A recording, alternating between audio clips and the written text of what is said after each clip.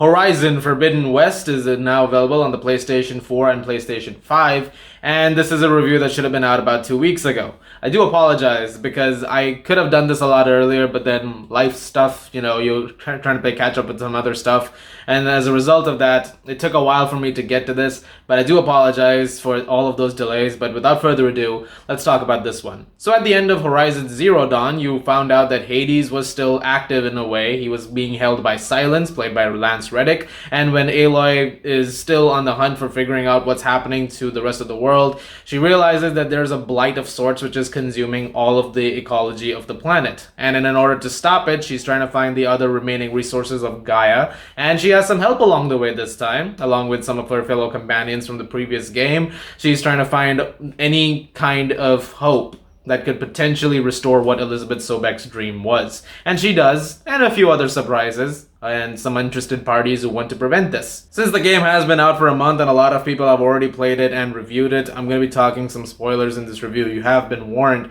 Let's talk about this game because Horizon Zero Dawn is a game that I quite enjoyed, although I don't think it's as perfect as some people think it is. There are some QC issues that were there for me throughout. There are certain playing issues that I had. It was very stiff at times, and although I liked the overall narrative arc and I liked Aloy's story in that and her character, I thought that it was still like it could have used some improvements, especially in terms of how the game itself was handling.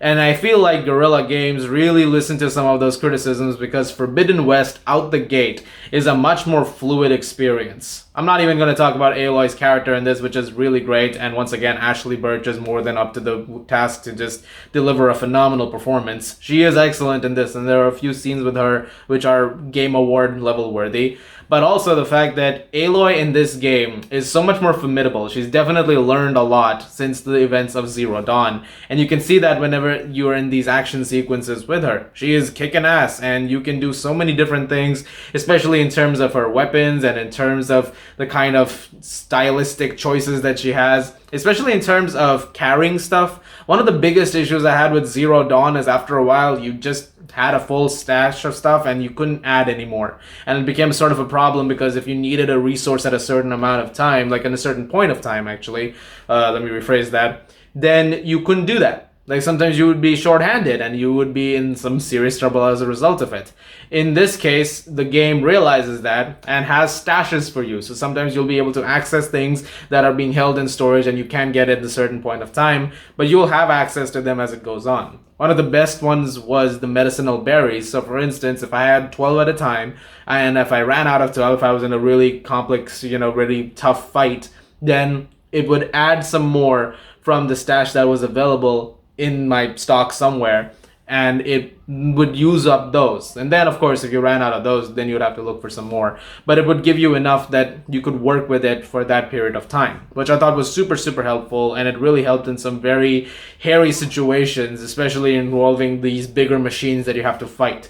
I also really like the visual flair of this. Definitely a massive improvement. The PlayStation 5's capabilities are used to the max. In fact, in a lot of ways this feels like the culmination of it, like in terms of the PlayStation 5 experience, even though we're barely into it. Like we're just getting started on what this console has to offer. But Forbidden West is a prime example of just how great it can actually get. Some of the uses of the haptic feedback and the adaptive triggers are amazing. One of the things I really liked was Aloy's bow and arrow. Like there's this ratcheting effect to it that I've talked about it in a few other games, like it has that feature, and at this point you're probably sick of hearing about it. But there are certain things that you do with this that really make you feel like you're using that bow and arrow yourself, or in some cases using these exploding spikes that Aloy is able to get. I was really in love with all of that stuff, and it made for a very enjoyable experience. Also really great in this is how much you can do with other machines, especially in terms of overriding them and, well, being able to cover vast distances. At one point in time, you get control of the Sunwing, which was really cool. Flying around on that was awesome, and you could cover vast distances as a result of it.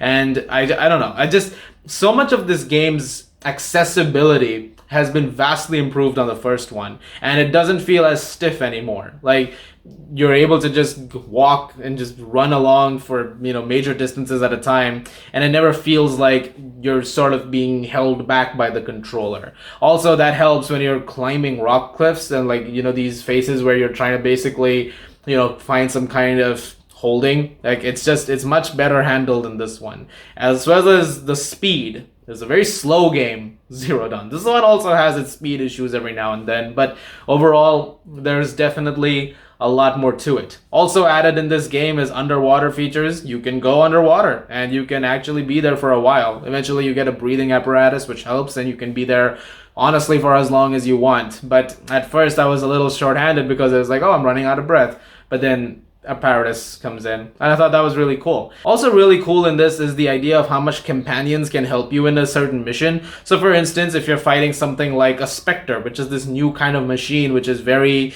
like, advanced, and it's very tough to kill these things, sometimes they will actually throw you something which is like a weakness of sorts. And if you're able to plan your maneuvers carefully in terms of dodging things and other elements around, you should be able to get some pretty great shots in and basically take down those things. I think all of that is handled really well. As for the plot of the game, it's a great advancement of things that have already happened in Zero Dawn. As you're going along with Aloy and you find out about this colony of people that is existing in space, sort of like a Wall-E Axiom type deal, except imagine if the Axiom was just a bunch of, people who were just trying to be really cruel. Also, what I really liked about this game in terms of its story handling was how Aloy is basically just fed up of everything around her, because once she's found out what's really happening with the world and she's trying to look into these squabbles that are going on amongst some of the other tribes and some of the other clans, she's constantly like, this is all so stupid. You guys think this is big? I mean, there were much bigger issues to deal with. And she's become sort of a no-nonsense kind of character, which I really liked. She's very cutthroat and, like, to the point in this one. She'll just see something and go, you know what? Shut up. I'm handling this from now on, and you just listen to me, okay? You're all being idiots. I really like the way the game just goes about addressing that. I think it's a really cool trait, and it definitely adds to this commanding presence that our character has. Eventually, you get to the big bad of this game, which is the Far Zenith. It's a bunch of people who are living in deep space, basically the ultra-rich 0.001%, which went into space 1,000 years ago when all of this happened, and essentially have come back for reasons unknown. However, they're very ruthless and very, awful people who will basically just kill anyone who comes in their way. And eventually, as you're getting to know more about them, I thought they were a presence to be dealt with. They were a threat. And the game, again, goes about handling this in a really great way. And eventually you get close to one of these Zeniths, who was named Tilda, played by Carrie-Anne, and you see this sort of camaraderie of a sort develop between her and Aloy, built on the flimsiest of threads that, hey, we might have some common goals in mind over here. But that entire connection is really well handled, and again, it made for some very complex storytelling. And as for the other stuff that's going on, we get a bunch of other great characters. It's great seeing Erend and Varl again. Both of them were terrific characters in the first game, and once again, they're out here kicking ass along with Aloy. New characters like Katalo and Alva are also really cool. And when you're introduced to Beta, who is essentially another clone of Elizabeth Sobek that the Zeniths have, that particular camaraderie that builds between her and Aloy is also really great. It starts off obviously very hesitant at first because Beta's like, hey man, you're dealing with forces beyond your comparison. Like, they're gonna end you. And Aloy's like, just hold on a minute. And so the realism of that is along with this hopeful stance from Aloy, like, hey, I might have got this thing in the bag, just wait a minute. It's like, no, you don't understand exactly the threat you're dealing with. All of that stuff is also really surprisingly well handled, and it leads to some heartfelt moments as well, along with Aloy's dealing of what's been going on in her life and what she's trying to, get past in terms of grief, which I thought was really cool. The character that I feel like at first did not get much to do and then eventually got a little more depth was Regala, played by Angela Bassett. I don't think there's a ton to her, but you get a lot with her in terms of like who she is and what's happening with her, to the point that eventually you sort of feel sorry for her. And she's in this scenario which is like, I'm not supposed to be caring about you, and I'm not sure if I still do, but I feel sorry about the situation that you've been put in or thrust into, because eventually it's going to lead to an endpoint which is going to seem a little more dishonorable than you'd expect. And if you want to reclaim some kind of an honor, then you should probably listen to me over here.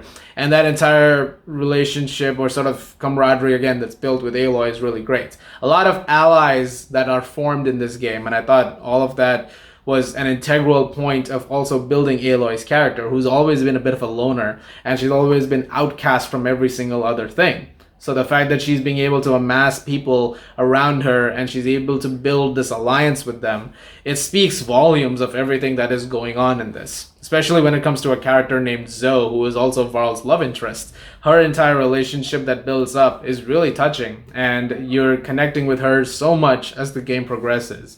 Really, the writing and development of all of those plot threads is really, really great. And it made a game that was already going pretty well, just in terms of the gameplay and visuals, a lot better and a lot more personal to play as it went on. Yes, there were some QC issues here and there as well. I thought they could have been a little more smoothly handled. Yes, there's a couple of glitches, there's a couple of music glitches, and things that just play on and on during cutscenes, which happened in Zero Dawn so many times, but it's not so much in Forbidden West. I mean, there's definitely a better handling of it.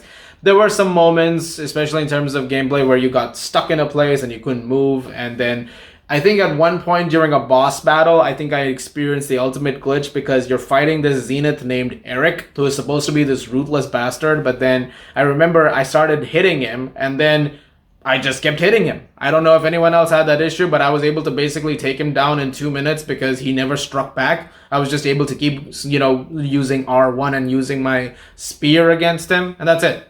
That's it. That did the trick. I don't know if anyone else had that glitch though, but that was a little strange.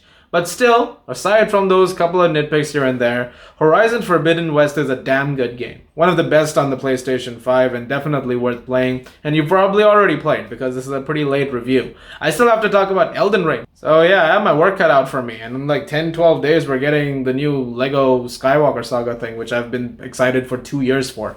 So yeah, lots to get through. But overall, I really loved Forbidden West. I liked it even more than Horizon Zero Dawn, and I'm gonna give it a 9.5 out of 10. Very good time for 9.5s. It was this and the movie that I just reviewed like yesterday, so pretty good stuff. Guys, thank you very much for watching. What did you guys think of Horizon Forbidden West? Let me know in the comments down below. As always, if you like this, please do subscribe, and happy gaming.